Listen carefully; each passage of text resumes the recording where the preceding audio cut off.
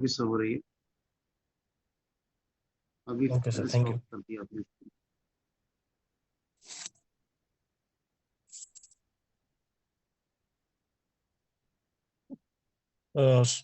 दो मॉर्निंग, आज के मॉर्निंग आप सभी का वेलकम है। मैं राहुल गुप्ता, आज के मॉर्निंग कॉल में आप सभी का स्वागत करता हूं। तो जैसा कि हम लोग दोस्तों समझ सकते हैं कि हम लोगों ने कहीं ना कहीं इन्वेस्टमेंट अपनी लाइफ में कभी ना कभी किया होगा, और कहीं ना कहीं हम लोग क्रिप्टो मार्केट से भी जुड़े होंगे अपने लाइफ में कभी ना कभी। तो आज के इस सेशन में टॉपिक वही रखा गया है कि क्रिप्टो में अगर इन्वेस्ट करना है तो उसके क्या बेसिक फंडामेंटल्स हो सकते हैं या बेसिक रूल्स हो सकते हैं जो हमको इन्वेस्टमेंट करने से पहले ध्यान में रखना चाहिए, या उन बातों को नजरअंदाज नहीं करना चाहिए, ताकि हमारा जो इन्वेस्टमेंट है वो एक प्रॉफिटेबल इन्वेस्टमेंट हो, एक लॉन्ग टर्म इन्वेस्टमेंट हो और एक फ्यूचरिस्टिक इन्वेस्टमेंट हो।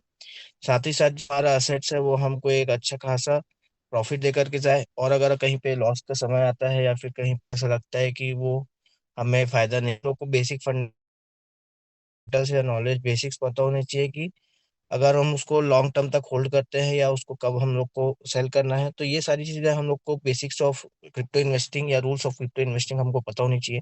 तो आज के सेशन में हम यही जानने की कोशिश करेंगे कि हम इन किन बातों का ध्यान रख सकते हैं। तो जैसा कि यहाँ पे हम लोग देख सकते हैं दोस्तों, investment is a long term process and requires a strong affirmative mindset to keep your assets profitable and futuristic.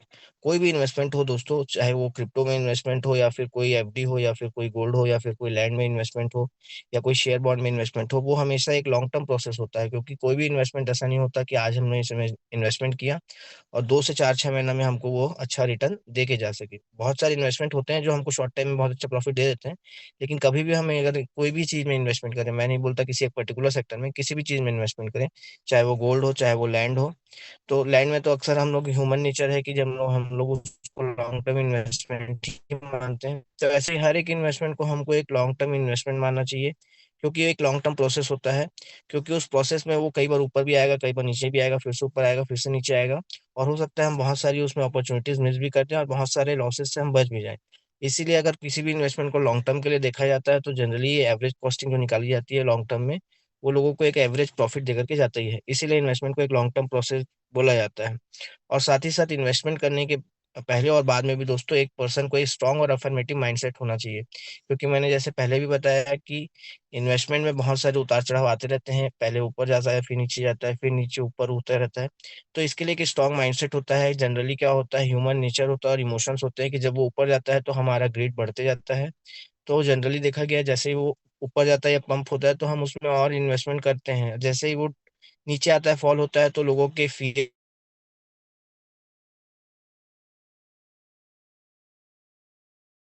कि हम माइंडसेट बना करके रखना है, अफर्मेटिव माइंडसेट बना करके रखना है कि एक अपना टारगेट बनाना है, अपना गोल बनाना है कि पर्टिकुलर एसेट्स में मैंने अगर हो इन्वेस्टमेंट किया है, पर्टिकुलर चीज में मैंने इन्वेस्टमेंट किया है, तो मैंने इतने टाइम पीरियड इन्वेस्टमेंट किया है, मैं इतने टाइम पीरियड के बाद ही उसको देखूंगा। जिससे कि हमारा क्या होता है दोस्तों, इन्वेस्टमेंट कहीं ना कहीं प्रॉफिटेबल और फ्यूचरिस्टिक जरूर होता है। Understanding crypto is a complex task as it involves various factors like high volatility, high profit ratio, regulatory framework, etc. Crypto को समझना अपने आप में एक बहुत कठिन कार्य है दोस्तों, क्योंकि जनरली देखा गया है कि क्रिप्टो में बहुत सारे फैक्टर्स इन्वॉल्व होते हैं, जैसे कि हाई वॉलेटिलिटी। हाई वॉलेटिलिटी बहुत इंपॉर्टेंट फैक्टर है क्रिप्टो में इन्वेस्टमेंट करने से पहले, क्योंकि बहुत सारे कॉइन्स ऐसे होते हैं जो रातों रात पंप और डंप होते हैं। हम लोग बहुत सारे इसके एग्जांपल देख सकते हैं और हम लोग को रोज देखने को मिलते भी हैं।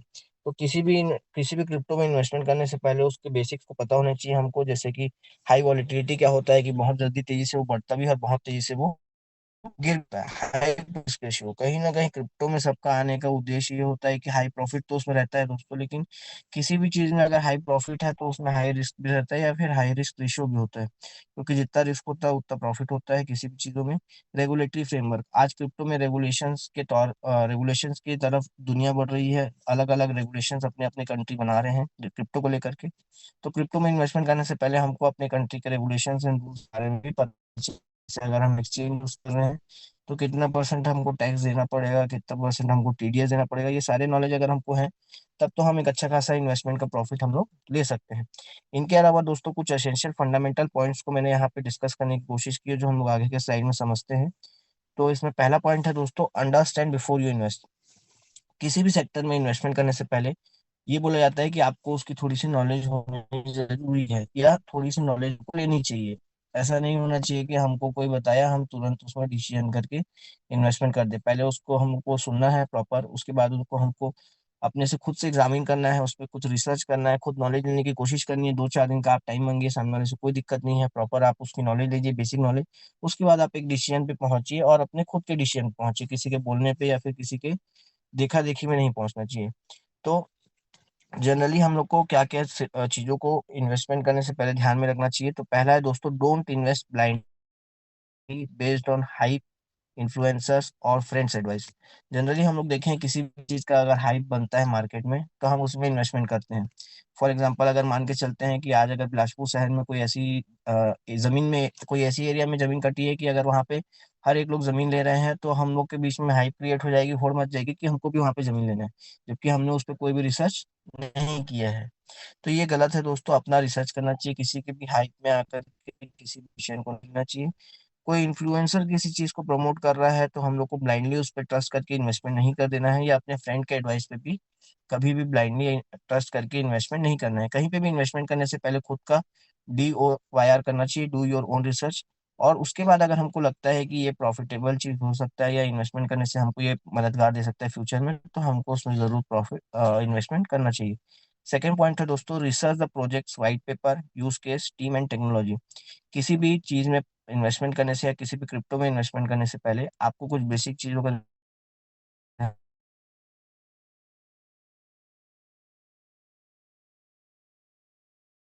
आपकी वॉइस ब्रेक हो रही है।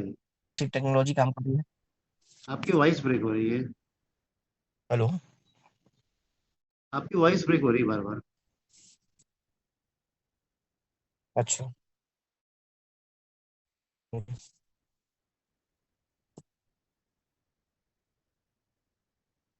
अभी आ रही सर क्लियर? ये सभी आप कंटिन्यू कीजिए। यस। तो किसी भी प्रोजेक्ट, किसी भी क्रिप्टो का अगर वाइट पेपर हम स्टडी करते हैं तो हमको बहुत सारी नॉलेज उस क्रिप्टो से हम लोग को उस वाइट पेपर से हमको उस पर्टिकुलर क्रिप्टो के बारे में मिल सकती है। यूज केसेस क्या है, क्योंकि क्रिप्टो में सबसे बड़ा काम जो होता है दोस्तों, किसी भी क्रिप्टो का अगर वो यूज केस होता है, बैकबोन हो सकता, बैकबोन होता है।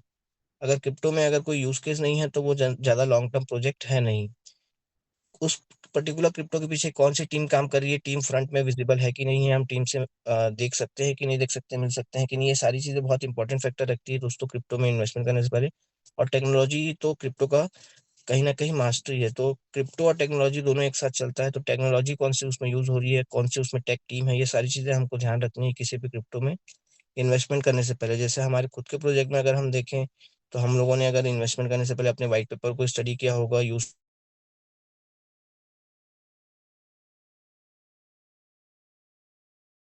मिली हो, learn the basics of blockchain, tokens, wallets, exchange. जो बेसिक्स होते हैं दोस्तों क्रिप्टो मार्केट के, जैसे ब्लॉकचेन क्या होता है, वॉलेट्स क्या होते हैं, डिसेंट्रलाइज वॉलेट्स क्या होते हैं, टोकन्स और कॉइन में क्या अंतर होता है, एक्सचेंज क्या होता है, एक्सचेंज कैसे रन करता है, कैसे हम एक्सचेंज का यूज कर सकते हैं, ये सारे बेसिक मार्केट के से हैं। और हम अपने टोकन्स को होल्ड करते हैं या कॉइन्स को होल्ड करते हैं। टोकन्स और कॉइन्स में क्या डिफरेंस हो सकते हैं और क्या उनमें इंपॉर्टेंस हो सकती है, ब्लॉकचेन का इंपॉर्टेंस क्या है, ब्लॉकचेन कैसे रन करती है, कैसे हम उसमें ट्रांजेक्शन और डाटा को वेरीफाई या मॉनिटर कर सकते हैं। ये बहुत बेसिक चीज होती है दोस्तों क्रिप्टो मार्केट की। किसी भी क्रिप्टो में इन्वेस्टमेंट करने से पहले इन सारी पांचों, चार पांच चीजों का ध्यान हमको रखना चाहिए। सर अभी वॉइस क्लियर है ना मेरी? ये सर अभी वॉइस क्लियर है आपकी। Okay sir. नेक्स्ट पॉइंट में समझते हैं दोस्तों, never invest more than you can afford to lose. सबसे इंपॉर्टेंट पॉइंट जो है दोस्तों, हमेशा हमको उतना ही इन्वेस्ट करना चाहिए जितना हम खोने की क्षमता रख सकते हैं। अगर हमारा वो पैसा खो भी जाए तो हमको उससे कोई तकलीफ ना हो, उतना ही हमको इन्वेस्टमेंट करना चाहिए।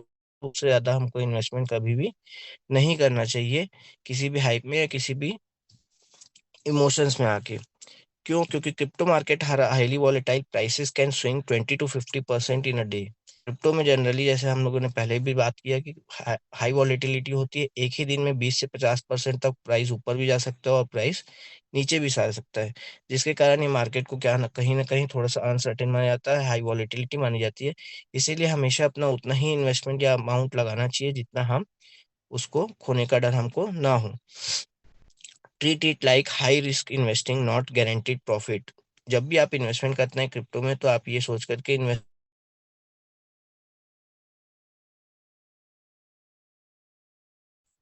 कुछ खराब समय आएगा या बुरे लॉस में भी जा सकता है। अगर मैं उसको लॉन्ग टर्म तक होल्ड करूंगा तो जरूर है कि वो मेरे को एक एवरेज प्रॉफिट दे करके जाएगा, लेकिन हम ये कोई भी गारंटी नहीं होती कि आपने अगर लगाया है तो आपको इतने समय में इतना प्रॉफिट मिल ही जाएगा। तो क्रिप्टो बेसिक यही होता है, हमको यही सिखाता है क्रिप्टो कि कोई गारंटीड प्रॉफिट नहीं है, लेकिन अगर इसमें हम लोग नॉलेज लेकर के बेसिक चीजों को ध्यान में रख करके एक लॉन्ग टर्म तक अगर उसको होल्ड रखें, तो कहीं ना कहीं वो एक एवरेज प्रॉफिट हमको दे करके जा सकता है।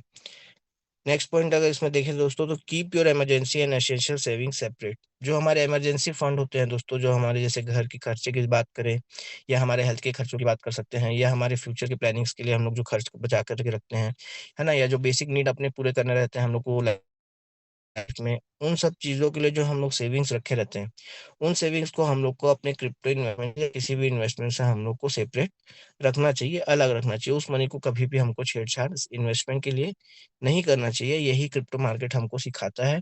आप अगर बड़े बड़े आपके बुक्स पढ़ेंगे तो उन्होंने भी यही बात को बोला गया है। और कहीं ना कहीं क्रिप्टो मार्केट भी जो पिछले 15-20 सालों का रिकॉर्ड रहा है, वो भी ये सब चीजों को सिखाता है।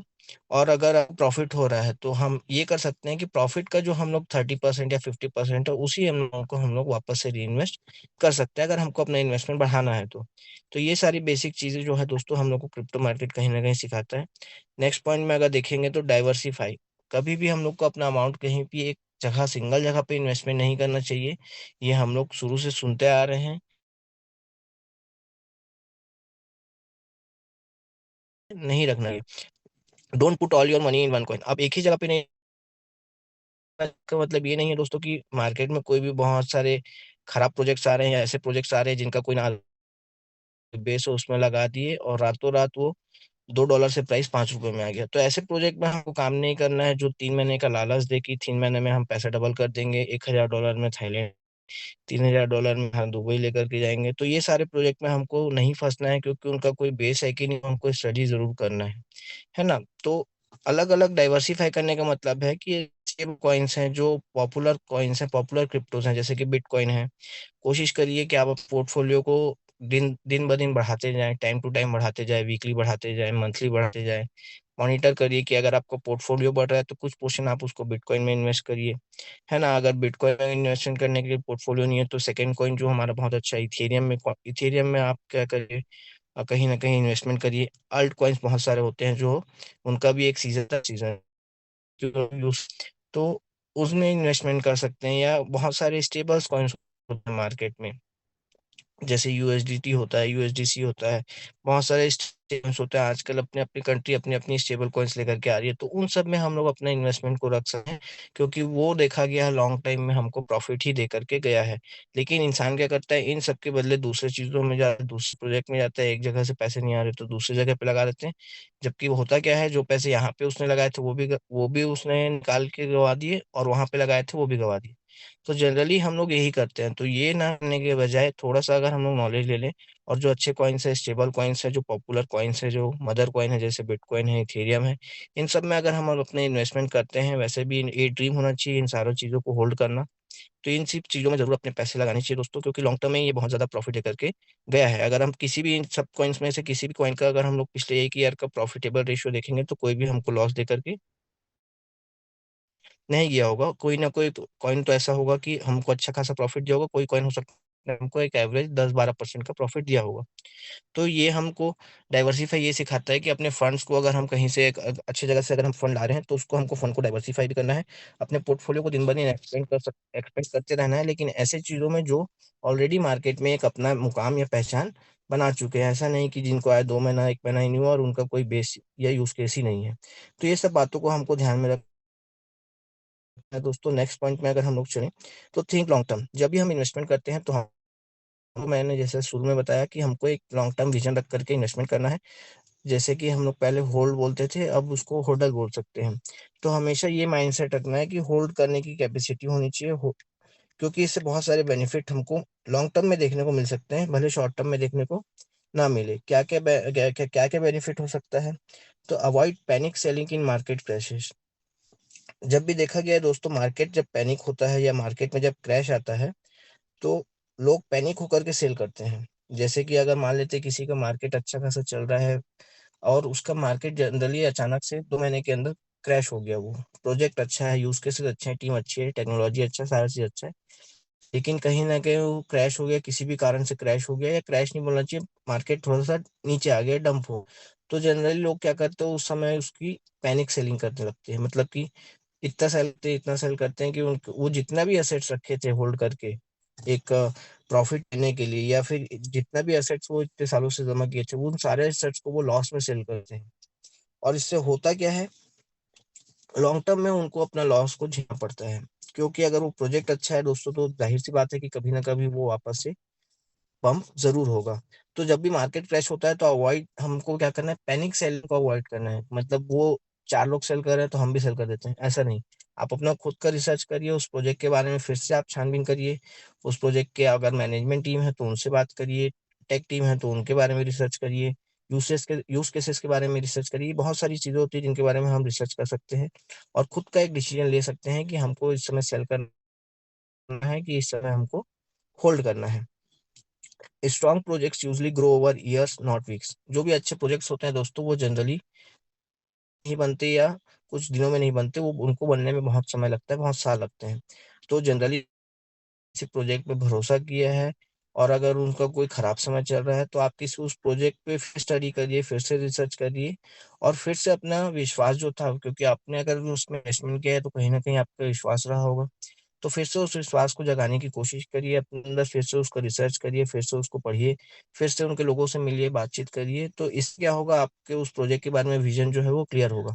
और एक बात हमेशा हमको ध्यान में रखनी है कि जो अच्छे प्रोजेक्ट्स होते हैं, जो स्ट्रॉन्ग प्रोजेक्ट्स होते हैं, वो सालों साल साल में बनते हैं, रातों रात में नहीं। तो हमेशा हमको इस बात का ध्यान रखना है, लॉन्ग टर्म हमको विजन रखना है, लॉन्ग टर्म के लिए हमको होल्डिंग कैपेसिटी बढ़ानी है।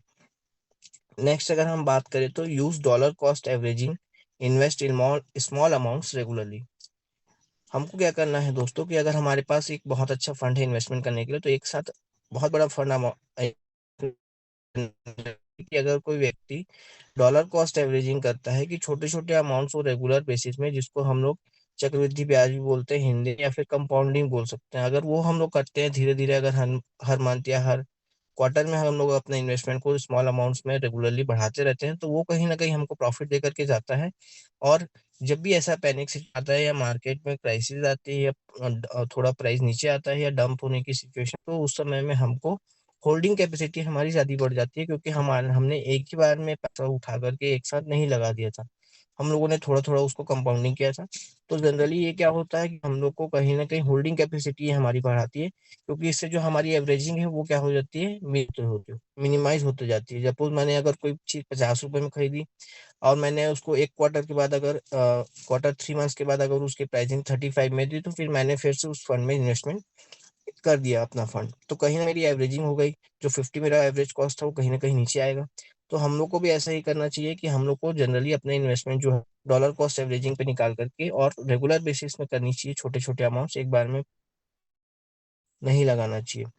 नेक्स्ट पॉइंट जो है दोस्तों, वो है सिक्योरिटी फर्स्ट। किसी भी चीज में अगर हम इन्वेस्टमेंट करते हैं, चाहे आज हम गोल्ड की बात करें, तो हम लोग सबसे पहले देखते हैं कि वो गोल्ड प्योर है कि नहीं है, हॉलमार्क ड्रिवन है कि नहीं है। अगर हम लैंड अगर कोई एक्वायर करते हैं, इन्वेस्टमेंट करते हैं, परचेज करते हैं, तो हम लोग उसके बारे में बहुत सारी छानबीन करते हैं कि वो लैंड सही है कि नहीं है, कहीं हमको जो लैंड दे रहा है वो गलत लैंड तो नहीं है, या किसी और के नाम पे ऑलरेडी वो रजिस्टर्ड तो नहीं है ना।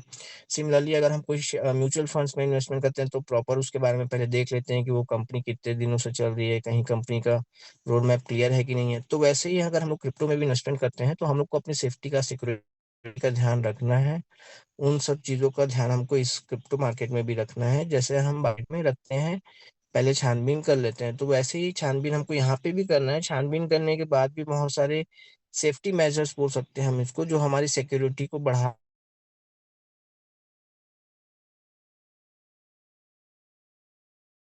दोस्तों हम लोग क्या करते हैं, अपने फंड्स को एक्सचेंज में रखते हैं बहुत दिनों तक।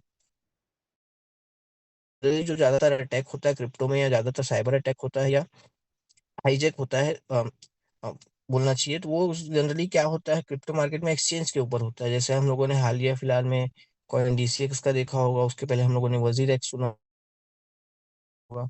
तो हम लोग को बहुत देर तक अपने ऐप को, अपने फंड्स को एक्सचेंज में नहीं रखना चाहिए, है ना? अगर आपने बहुत अच्छा पोर्टफोलियो रखा भी है तो उसके लिए बहुत सारे हार्डवेयर वॉलेट्स आते हैं, जिसके बारे में हरनाम सर ने अपने टेक्निकल सेशन में टाइम टू टाइम हम लोग को बताया है, अपडेट किया है। तो हमेशा आपका क्रिप्टो में अगर एक अच्छा खासा इन्वेस्टमेंट है, अच्छा खासा आपका पोर्टफोलियो, तो आपके पास एक हार्डवेयर वॉलेट जरूर होनी चाहिए। या सिक्योर एप्स भी हम इस्तेमाल कर सकते हैं, डिसेंट्रलाइज एप्स जो होते हैं। लेकिन मैं आपको सजेस्ट करूंगा कि इन सब में सबसे अच्छा है हार्डवेयर वॉलेट। आप उसमें अपने फंड्स को जरूर रखिए, है ना? Enable 2FA and strong password. हमेशा आजकल गूगल ऑथेंटिकेटर ने हम लोग को 2FA का क्या दिया है, एक 2FA का माध्यम दिया है, या 2FA की फैसिलिटी दी है, जो हमको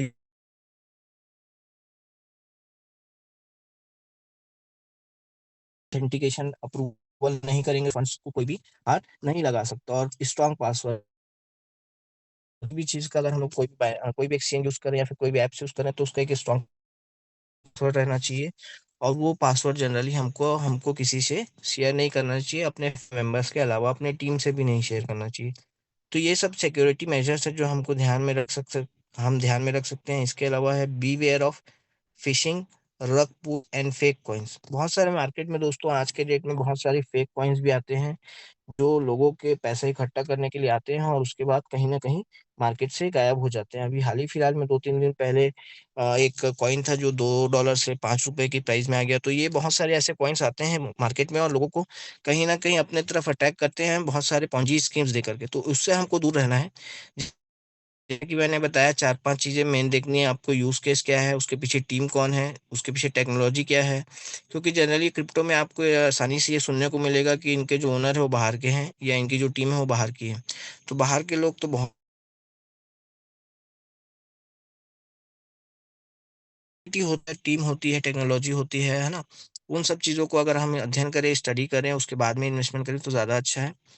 किसी भी हम लोग को इमोशंस में नहीं आना है, किसी भी हम लोग को ग्रीड में नहीं आना है, या किसी के भी पर्सनल एडवाइस में हम लोग को नहीं आना है। अपना खुद का हम लोग को रिसर्च करना है। फिशिंग, बहुत सारे आजकल ऐसे फिशिंग नेटवर्क होते हैं, बहुत सारी ऐसे आजकल फिशिंग चीजें होती हैं, फंड को लॉस कर सकते हैं, है ना? जैसे कि बहुत सारे लोग अपना फेक अकाउंट बना करके क्या करते हैं, दूसरे के नाम से फेक अकाउंट बना करके ट्रांसफर ले लेते हैं, क्रिप्टोस को ट्रांसफर ले लेते हैं, है ना, स्टेबल कॉइन्स को ट्रांसफर ले लेते हैं। तो इन सब चीजों से हम लोग को क्या रहना है, दूर रहना है। और अपने वॉलेट्स को या अपने account को रखने के लिए, सेफ रखने के लिए, हम कहीं ना कहीं उसको क्या बोलते हैं, हैक होने के चीजों से भी दूर रखना है। तो इसके लिए हम लोग को क्या क्या इस्तेमाल करना है, जैसे कि हम लोगों ने सुना कि स्ट्रॉन्ग पासवर्ड हम लोग को मेंटेन करना है। एनेबल टू FA ऑथेंटिकेटर हम लोग को यूज करना है ना? जो भी हम लोग का फंड है, जो भी हमारा पोर्टफोलियो, उसको जनरली हार्डवेयर वॉलेट में रखने की कोशिश करनी है। और जो हमारे पासवर्ड्स हैं या फिर जो हमारे पर्सनल डाटा है, वो हमको किसी से शेयर नहीं करना है विदाउट अपने फैमिली मेंबर से हमको शेयर करके रखना चाहिए, 1-2 पर्सन से। बाकी हमको किसी और से शेयर करने की जरूरत नहीं है। तो इन सब बातों का ध्यान रखना है दोस्तों, जिससे कि आप आगे जो आपके जो फंड वो हमेशा आपके पास सुरक्षित रहें, और लॉन्ग टर्म समय में अगर बेनिफिट देते हैं आने वाले समय में, तो आप उनका प्रॉफिट ले सके। नेक्स्ट पॉइंट में अगर हम लोग समझते हैं दोस्तों,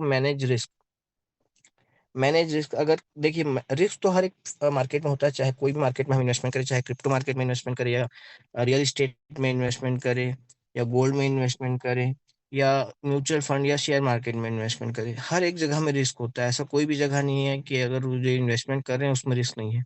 उस रिस्क को मैनेज करने की कैपेसिटी इंसान के अंदर होती है। इसीलिए बहुत सारे लोग क्या बनते हैं, फंड मैनेजर भी बनते हैं, है ना? तो उनका काम ही क्या होता है कि वो कहीं ना कहीं उस रिस्क को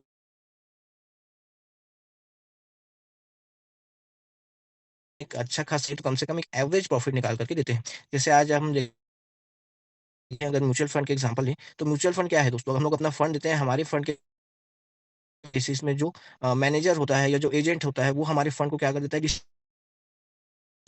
अलग अलग सेक्टर्स में, अलग अलग शेयर्स में, अलग अलग कंपनी के शेयर्स में, जो उसको लगता है कि वो प्रॉफिट रखते हैं। तो वो अगर मान लेते हैं, अगर मैंने उसको 10,000 रुपए दिए तो म्यूचुअल फंड में लगाने के लिए, तो वो एजेंट क्या करेगा, या वो बैंक क्या करेगा, या जो भी जिस भी माध्यम से हम इन्वेस्टमेंट कर रहे हैं, तो वो क्या करेगा, उस 10,000 रुपए को अलग अलग सेक्टर में डिवाइड कर देगा, अलग अलग सेक्टर में उस फंड को डिवाइड कर देगा। अब अलग अलग चीज, अलग अलग शेयर्स में वो पैसा डिवाइड कर देगा। हो सकता है उसने 100 जगह पैसा लगाया होगा उस 10,000 रुपए को, लेकिन वो 100 जगह से प्रॉफिट नहीं मिलेगा उसको। हो सकता है दोस्तों उसको 20 जगह से प्रॉफिट मिलेगा, 50 जगह से उसको लॉस मिलेगा, और हो सकता है बाकी जगह से उसको ना प्रॉफिट ना लॉस होगा। तो ऐसे करके क्या होगा, एक एवरेज बन जाएगा उसके पास, और at the end long term में क्या होता है, वो इन्वेस्टर्स को वो 10 से 15% का एक एवरेज रिटर्न दे करके चला जाता है एक लॉन्ग टर्म में, अगर 10-12 साल की बात करें तो वैसे ही क्या होता है, हर एक मार्केट में कहीं ना कहीं रिस्क होता है। बस हमको क्या आना चाहिए, उस रिस्क को मैनेज करना आना चाहिए। तो हम उस रिस्क को कैसे मैनेज कर सकते हैं क्रिप्टो मार्केट में, कुछ बेसिक चीजों का हम लोग को ध्यान रखना है। जैसे कि set stop loss and take profit levels. हमेशा जब भी इन्वेस्टमेंट करें तो एक अपना टारगेट बना ले कि मुझे इतने प्राइस में इसको सेल करना है, या इतने प्राइस में मेरे को एक अच्छा प्रॉफिट मिल जाएगा, मैं इतने प्राइस में इसको निकाल दूंगा और अपना प्रॉफिट बुक कर लूंगा। या एक वहां पे अपने को सेट स्टॉप लॉस का, तो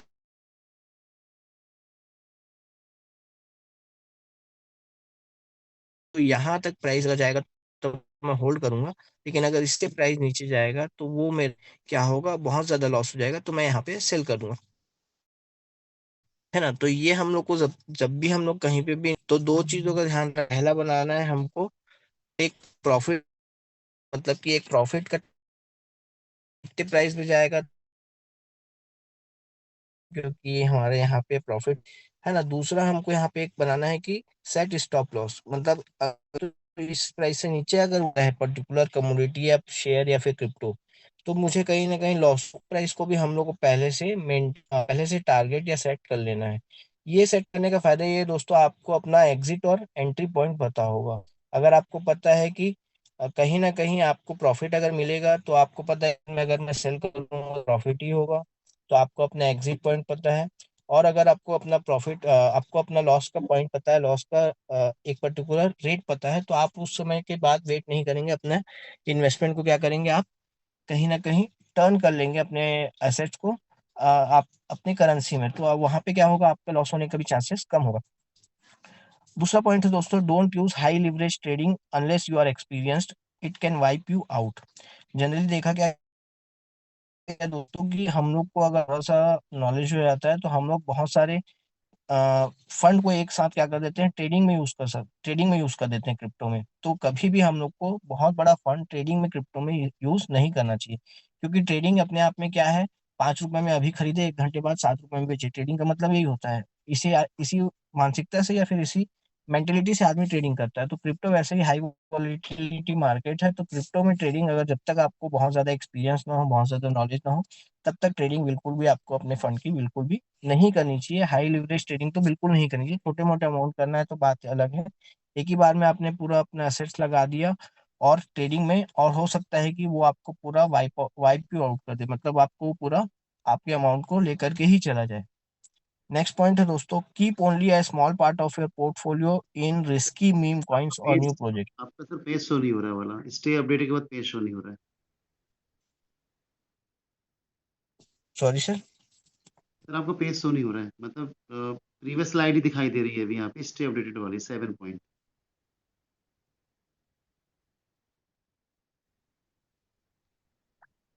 सिक्स ये पॉइंट नहीं दिख रहा है आपका सर। 6 और 7 पॉइंट दिख चुका है, इसके आगे का नहीं दिख रहा है अभी। हाँ, अभी 6 पॉइंट में कंटिन्यू कर रहा है सर। Okay okay okay.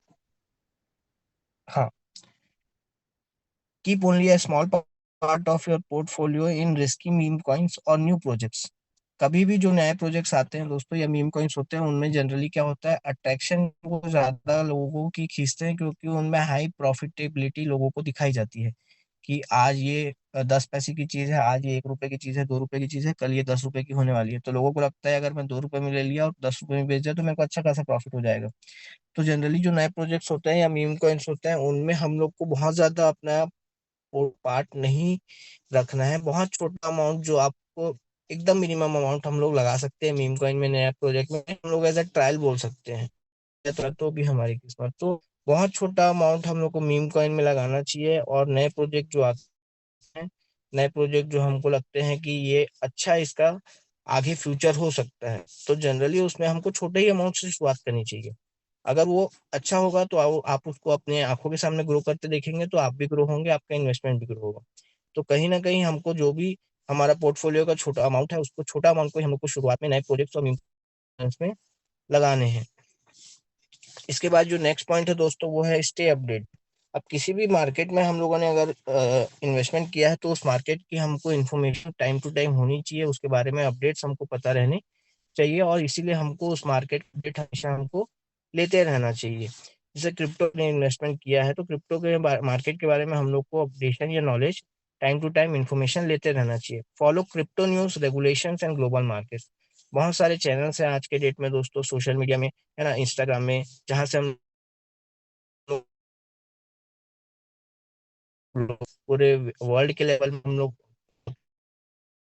कि कौन में क्या रेगुलेशंस आ रहे हैं, क्या लोग अपना rules and regulations and frameworks लेकर के आ रहे हैं, कौन सी देश क्रिप्टो को सपोर्ट करी है, कौन उनको कौन उसके अगेंस्ट में है। ये सारे नॉलेज हम लोग अपने ही माध्यम से, किसी के ऊपर डिपेंडेंट होने की जरूरत नहीं है, हम लोग खुद से ले सकते हैं। बहुत सारे सोशल मीडिया ऐप्स हैं, बहुत सारे सोशल मीडिया चैनल्स हैं, बहुत सारे इनसे जो सही चीज बताते हैं, है ना। तो ये सब नॉलेज हमको टाइम टू टाइम लेते रहना चाहिए क्रिप्टो के बारे में, क्योंकि कहीं ना कहीं अगर जो वर्ल्ड लेवल में चीजें होंगी, जो हमारे लेवल में हमारी कंट्री में चीजें होंगी, वो कहीं ना कहीं हमारे इन्वेस्टमेंट को भी कहीं ना कहीं मैटर करेंगी आगे चल करके। तो इसके बारे में हम लोग को, क्रिप्टो मार्केट के बारे में हम लोग को स्टे इन्फॉर्म्ड रहना है, स्टे अपडेटेड रहना है। ये नहीं कि हम लोगों ने इन्वेस्टमेंट कर दिया और क्रिप्टो का हम लोग को जीरो नॉलेज। तो कहीं ना कहीं हम लोग को क्रिप्टो के बारे में नॉलेज लेते रहना चाहिए।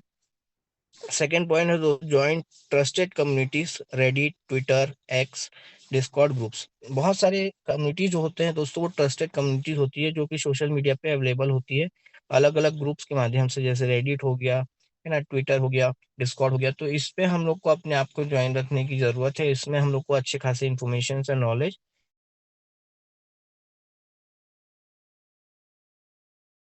चेंजेस हो पर्टिकुलर क्रिप्टो मार्केट में, या कोई आने वाले एडॉप्शन में कोई चेंजेस हो सकते हैं,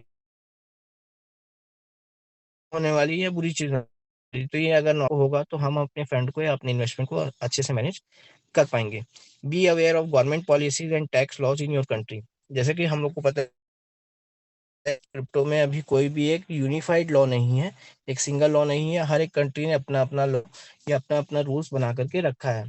तो हम जिस भी कंट्री में रेसिडेंस रखते हैं उस कंट्री का हमको अपने क्रिप्टो का नॉलेज होना चाहिए, और क्रिप्टो की गवर्नमेंट की जो पॉलिसीज है और जो रूल्स है उसको हमको पता होनी चाहिए। पता होने के साथ साथ हम उनको फॉलो भी करें, ये भी हमको ध्यान में रखना चाहिए। अगर जैसे हम अगर एक्सचेंज की यूज कर रहे हैं तो एक्सचेंज का जो भी रूल है, चाहे वो केवाईसी करना हो या आप अपने फंड्स को अगर वहां पे विड्रॉल कर रहे हैं तो जो भी वहां पे टैक्स देना है या टीडीएस देना है, वो प्रॉपर आपको देना चाहिए। उसको प्रॉपर इनकम रिटर्न में जब भी आप फाइल कर को शो करना चाहिए, ताकि यार इससे क्या होता है दोस्तों, आपका जो इन्वेस्टमेंट है वो तो कहीं ना कहीं सेफ है, लेकिन आने आप भी फ्यूचर में उस इन्वेस्टमेंट का जो प्रॉफिट लिए हैं वो भी कहीं ना कहीं सेफ है। तो हम लोग को अपने पॉलिसीज कंट्रीज की जरूर पता होनी चाहिए कि हमारे क्रिप्टो का पॉलिसीज क्या है गवर्नमेंट का, हमारी कंट्री में या पर्टिकुलर हमारे एरिया में, और उस पॉलिसी को हमको जरूर फॉलो करना चाहिए और अच्छे से फॉलो करना चाहिए, ताकि हमको फ्यूचर में भी चल करके कोई दिक्कत ना आए।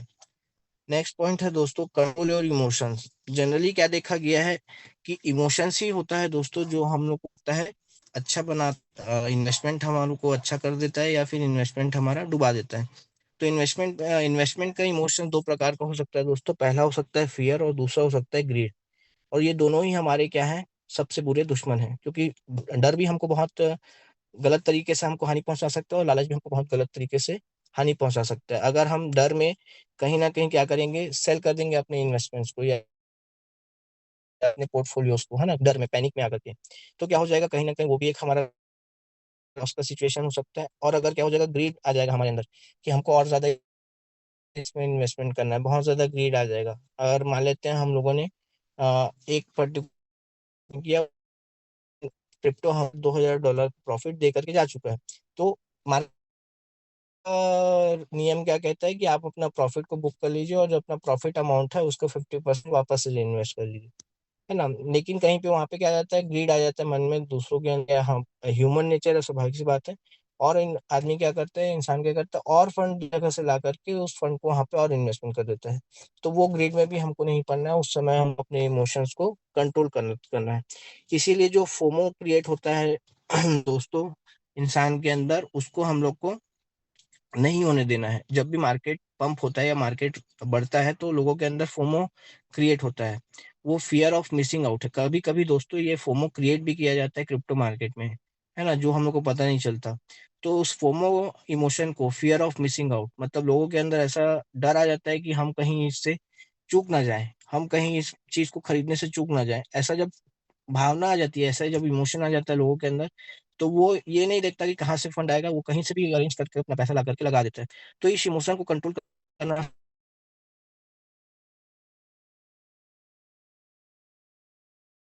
मार्केट की बात नहीं है, कहीं पे भी करें। तो इन सब इमोशंस को, चाहे वो फियर हो, ग्रीड हो या फोमो हो, इनको हमको जरूर हमको कंट्रोल करना चाहिए। और हमको हमेशा अपने रियलिस्टिक चीजों पे ध्यान देना चाहिए। रियलिस्टिक हमको पता होनी चाहिए कि इतना ही अमाउंट में इन्वेस्टमेंट कर सकता हूँ, अब उसके बाद ये चाहे बढ़े या कम हो, ये हम बाद में लॉन्ग टर्म के लिए देखना है। इन्वेस्टमेंट करते समय हम लोग को सबसे पहले कुछ बातों का ध्यान रखना है कि आपको अपना एक टारगेट सेट कर लेना है प्रॉफिट और लेस लॉस का, और एक उसको लॉन्ग टाइम प्रोजेक्ट या लॉन्ग टाइम विजन दे देना है, एक लॉन्ग टाइम टाइम दे देना है। और इन तीन इमोशंस को दूर कर देना है। ना मैं फियर करूँ अगर वो प्राइस नीचे आएगा, उस जैसे अगर मान लेते हैं मैंने इन्वेस्टमेंट किया क्रिप्टो में, तो अगर मैंने को 2 साल का समय दिया और 2 साल से पहले उसका सिचुएशन ऐसा आया कि कहीं ना कहीं उसकी प्राइस नीचे जाती गई, नीचे जाती गई, तो अगर मेरे अंदर स्वाभाविक सी बात है, मैं भी ह्यूमन हूँ, कि मेरे अंदर फियर आएगा। तो मुझे उस फियर के इमोशन पे कंट्रोल करना है, क्योंकि मैंने उस पर्टिकुलर इन्वेस्टमेंट को 2 साल का समय दिया है। या हो सकता है कि वो इन्वेस्टमेंट से पहले अगर आप पोर्टफोलियो बहुत अच्छा करे, करना है कि मेरे को और फंड ला करके उस इन्वेस्टमेंट में डाल देना है। हाँ, ये हो सकता है कि मैं वहां पे अपना प्रॉफिट बुक करके 50% जो प्रॉफिट हो रहा है उसका 50% वापस से री इन्वेस्ट कर दूं, है ना। तो उस समय मेरे को अपने ग्रीड को भी कंट्रोल करना है। बहुत अच्छा, अगर मार्केट उस समय पंप हो रहा है तो मेरे को अपना फियर ऑफ मिसिंग आउट, फिर से मैं अगर इस अपॉर्चुनिटी को कहीं खो ना दूं, ये मेरे अंदर फियर है अगर, तो मुझे उसको कंट्रोल करना है। Don't panic, sell in dumps. अगर मार्केट क्रैश हो रहा है या डंप की ओर जा रहा है तो पैनिक होकर के सेल नहीं करना है। आपको अपना रिसर्च करना है कि मार्केट क्यों सेल जा रहा है, इतना डम क्यों जा रहा है, वाकई में प्रोजेक्ट में कोई दिक्कत है कि नहीं है ना, प्रोजेक्ट स्ट्रांग है कि नहीं है, जो चीजें पहले थी प्रोजेक्ट में वो अभी भी है कि नहीं। तो इन सब चीज ध्यान रखना है किसी भी इमोशंस में आने से पहले। इसीलिए बोला जाता है इन्वेस्टमेंट में सबसे लास्ट और सबसे इंपॉर्टेंट फैक्टर ये है कि अपने इमोशंस को कंट्रोल करना।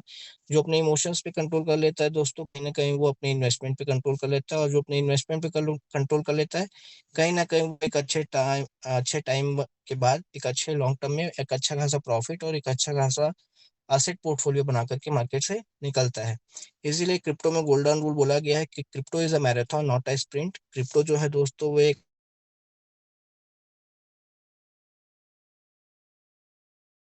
अगर इसमें हम पेशेंस बनाए रखते हैं और डिसिप्लिन रखते हैं तो हमको सक्सेस।